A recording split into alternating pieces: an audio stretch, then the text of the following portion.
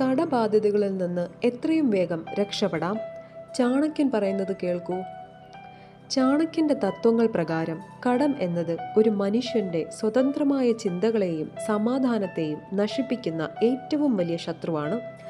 കടബാധ്യതകളിൽ നിന്ന് എത്രയും വേഗം രക്ഷപ്പെടാൻ ചാണക്യൻ നൽകുന്ന 5 പ്രധാന ഉപദേശങ്ങളെ പറ്റിയാണ് ഇന്ന് പറയുന്നത്. ചാണക്യന്റെ അഭിപ്രായത്തിൽ കടം തീപ്പൊരി പോലെയാണ്. അവയെ ഉടൻ ഇല്ലാതാക്കുക. ട്രീറ്റ് ഡെബ്റ്റ് ലൈക്ക് ഫയർ. രോഗം, കടം, തീപ്പൊരി എന്നിവ എത്ര ചെറുതാണെങ്കിലും അവയെ അവഗണിക്കരുത്. ചെറിയ തീപ്പൊരി കാട്ടുതീ പോലെയാകുന്നത് പോലെ ചെറിയ കടം വളർന്ന് നിങ്ങളുടെ ജീവിതം നശിപ്പിക്കും. അതിനാൽ കടം വീട്ടുന്നതിനായിരിക്കണം നിങ്ങളുടെ ജീവിതത്തിലെ പ്രഥമ പരിഗണന. അടുത്തതായി ചാണക്യൻ പറയുന്നത് ആഡംബരങ്ങൾ പൂർണ്ണമായും നിർത്താൻ വേണ്ടിയാണ്. Stop show of and luxury. വരുമാന പരിധിയിൽ ജീവിക്കുക. കടമുള്ളപ്പോൾ മറ്റുള്ളവരെ കാണിക്കാൻ വേണ്ടിയുള്ള ആഡംബരങ്ങളും അനാവശ്യ ചിലവുകളും പൂർണ്ണമായും ഒഴിവാക്കുക. നിങ്ങളുടെ ആവശ്യങ്ങളും ആഗ്രഹങ്ങളും കൃത്യമായി തിരിച്ചറിഞ്ഞ് ഏറ്റവും അത്യാവശ്യ കാര്യങ്ങൾക്ക് മാത്രം പണം ചിലവഴിക്കുക. അടുത്ത ചാണക്യന്റെ നിർദ്ദേശം കഠിനാധ്വാനവും വിട്ടുവീഴ്ചയും പറ്റിയാണ്. Work hard and remake wealth. ജോലി ചെറുതാണെങ്കിലും ചെയ്യുക. കടം വീട്ടാൻ വേണ്ടി കൂടുതൽ പണം സമ്പാദിക്കാൻ കഠിനമായി അധ്വാനിക്കുക. വരുമാനം വർദ്ധിപ്പിക്കാൻ സാധിക്കുന്ന ഏത് ചെറിയ ജോലിയും ചെയ്യാൻ മടിക്കരുത്. സാമ്പത്തിക സ്വാതന്ത്ര്യം നേടുന്നതിനേക്കാൾ വലിയ അന്തസ്സ് മറ്റൊന്നുമില്ല. ചാണക്യന്റെ അടുത്ത നിർദ്ദേശം കടത്തിന്റെ കാര്യം രഹസ്യമായി സൂക്ഷിക്കാനാണ്. Keep financial stress secret. എല്ലാവരോടും പറയാതിരിക്കുക. നിങ്ങളുടെ വലിയ കടബാധ്യതകളെയും സാമ്പത്തിക തകർച്ചകളെയും കുറിച്ച് എല്ലാവരോടും സംസാരിക്കരുത്. ഇത് കേൾക്കുമ്പോൾ ആളുകൾ നിങ്ങളെ സഹായിക്കുന്നതിന് പകരം നിങ്ങളിൽ നിന്ന് അകലാനോ നിങ്ങളുടെ ബലഹീനത മുതലെടുത്ത് ചൂഷണം ചെയ്യാനോ സാധ്യതയുണ്ട്. വിശ്വസ്തരായവരോട് മാത്രം ഇത് പങ്കുവയ്ക്കുക. അടുത്തതായി ചാണക്യൻ പറയുന്നത് ഭാവിയിൽ കടം വരാതെ നോക്കാൻ വേണ്ടിയാണ്. Never borrow four non assets. വരുമാനം തരാത്ത കാര്യങ്ങൾക്ക് കടം വാങ്ങരുത്. ഒരിക്കലും ഒരു പുതിയ കടം വാങ്ങി പഴയ കടം വീട്ടാൻ ശ്രമിക്കരുത്. വിവേകശൂന്യമായ തീരുമാനങ്ങളാണ് മനുഷ്യനെ വലിയ കടക്കാരനാക്കുന്നത്. അതിനാൽ കൃത്യമായ സാമ്പത്തിക ആസൂത്രണം ശീലമാക്കുക. ഈ ഉപദേശങ്ങൾ പ്രാവർത്തികമാക്കാൻ ഒരു ഡെബ്റ്റ് റിലീഫ് പ്ലാൻ നമുക്ക് തയ്യാറാക്കാം. 1-ാം ഘട്ടം സാമ്പത്തിക നിർണയം, ഡെബ്റ്റ് ഓഡിറ്റ്.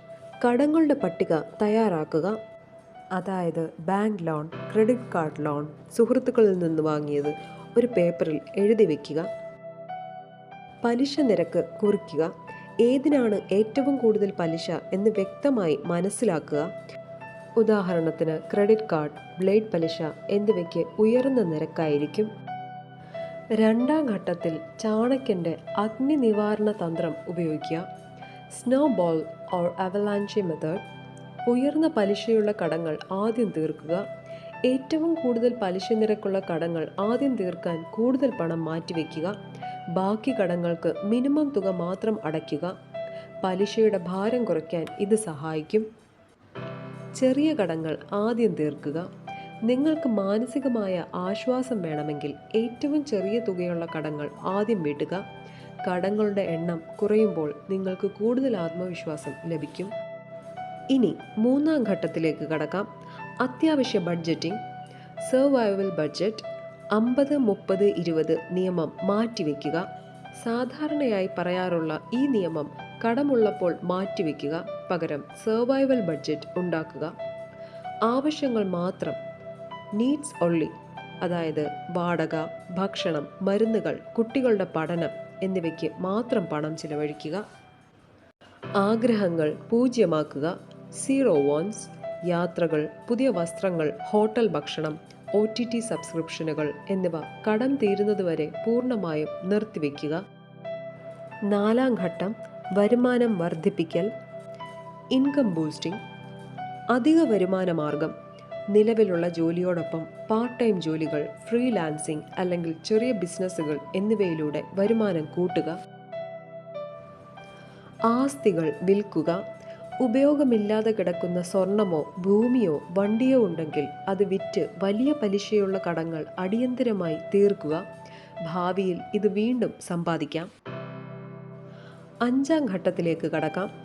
ചർച്ചകൾ നടത്തുക, നെഗോഷിയേഷൻ. ബാങ്കുകളുമായി സംസാരിക്കുക. ലോൺ അടവ് മുടങ്ങുന്നതിന് മുൻപ് ബാങ്കുമായി ബന്ധപ്പെട്ട് പലിശ കുറയ്ക്കാനോ തിരിച്ചടവ് കാലാവധി നീട്ടാനോ ആവശ്യപ്പെടുക. ഒറ്റത്തവണ തീർപ്പാക്കൽ, വൺ ടൈം സെറ്റിൽമെൻറ്റ്. വലിയ കടങ്ങളുണ്ടെങ്കിൽ ബാങ്കുകളോട് ഒറ്റത്തവണയായി തീർപ്പാക്കാൻ സാധിക്കുമോ എന്ന് ചോദിക്കുക. ചാണക്യൻ്റെ ഈ നിർദ്ദേശങ്ങളും ബഡ്ജറ്റ് പ്ലാനിങ്ങും പിന്തുടരുന്നതിലൂടെ നമുക്ക് കടബാധ്യതകളിൽ നിന്ന് എത്രയും വേഗം രക്ഷപ്പെടാൻ കഴിയും.